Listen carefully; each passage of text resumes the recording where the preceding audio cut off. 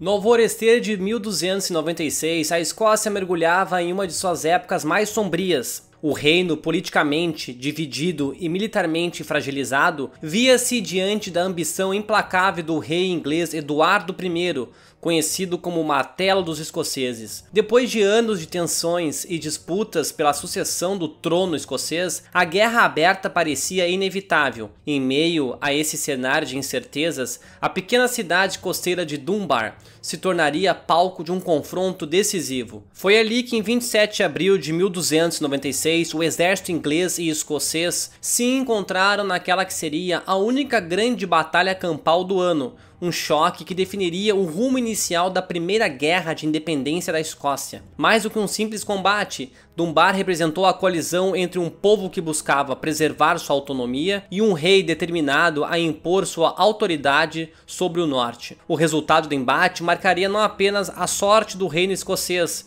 naquele momento, mas também acenderia as chamas de uma resistência que décadas depois se tornaria lendária. Após a morte do rei Alexandre III da Escócia em 1276 e pouco depois da jovem herdeira Margarida, a donzela da Noruega, o reino escocês mergulhou em uma grave crise de sucessão. Diversos nobres reivindicaram o trono e, para evitar uma guerra civil, a nobreza escocesa pediu que Eduardo I da Inglaterra atuasse como árbitro. O rei inglês, porém, viu ali a oportunidade perfeita para ampliar sua influência. Antes de reconhecer qualquer candidato, exigiu que os nobres escoceses aceitassem em seu comando, um gesto que plantou as sementes de um conflito inevitável. Em 1292, Eduardo escolheu John Balliol como rei da Escócia, esperando que ele fosse um monarca submisso. Contudo, Balliol buscou afirmar sua independência, aliando-se secretamente à França, tradicional inimiga da Inglaterra. Essa aproximação resultou na chamada Velha Aliança, pacto que prometia apoio militar mútuo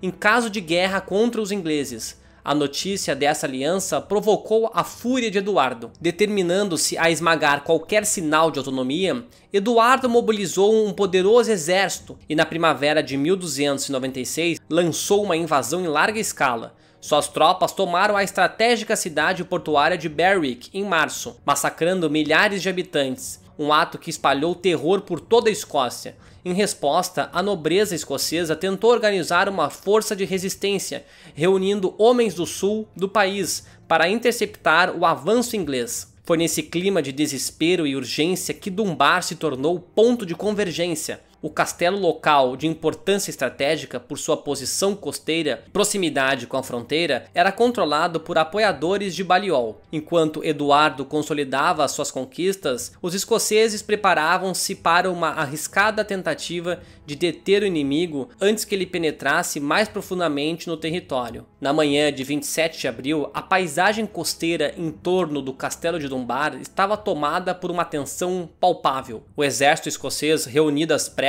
posicionou-se em terreno elevado, acreditando ter a vantagem sobre as forças que se aproximavam. Liderados por comandantes como John Comyn, conde de Buchan, e por vários outros nobres leais a John Balliol, os escoceses contavam com uma força estimada entre 10 a 15 mil homens, composta majoritariamente de cavaleiros ligeiros e infantaria mal equipada. Do lado oposto, o contingente inglês, comandado por John de Warenne, conde de Surrey, marchava com disciplina e organização notável. Warenne, veterano das campanhas anteriores, trazia cerca de 12 mil soldados, entre arqueiros, cavaleiros pesadamente armados e lanceiros experientes, tropas endurecidas em conflitos no país de Gales e na França. Embora em número semelhante, os ingleses possuíam melhor treinamento e armamentos superiores, fatores decisivos no combate que se aproximava. Os escoceses acreditaram de início que a posição na colina lhes daria vantagem. Avançaram para interceptar a vanguarda inglesa, mas a manobra revelou-se um erro crítico. Ao descerem do terreno elevado para enfrentar o inimigo em campo aberto, perderam a superioridade defensiva. Warenne, percebendo a movimentação, ordenou um ataque de cavalaria pesada, em formação cerrada, sustentando por arqueiros que mantinham pressão constante.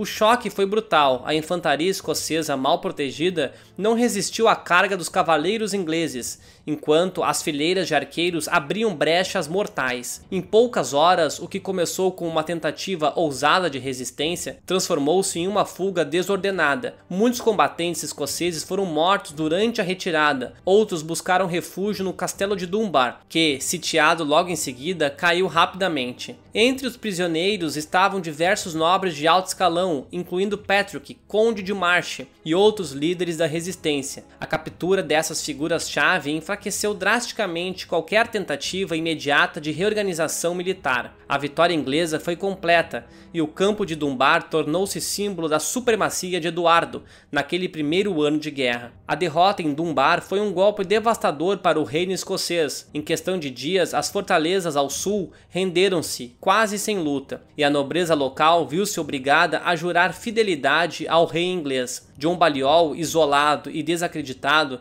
foi forçado a abdicar e acabou levado prisioneiro para a Inglaterra, deixando o país sem liderança central. Eduardo, agora senhor de praticamente toda a Escócia, confiscou o símbolo de soberania e instalou administradores ingleses, acreditando ter encerrado qualquer esperança de independência. Mas a ocupação não sufocou o espírito de resistência. Longe de pacificar a região, a brutalidade da campanha inglesa inflamou o ressentimento popular.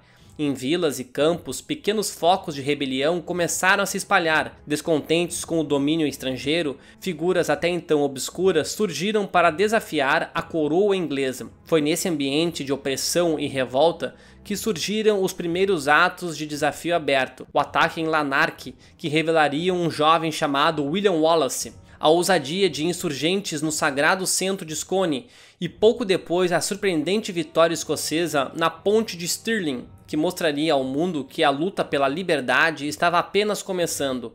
Dunbar, portanto, longe de ser o fim, tornou-se o estopim de uma guerra que marcaria para sempre a história da Escócia. Se você gostou do vídeo, deixe um like e se inscreva no canal. Grande abraço a todos!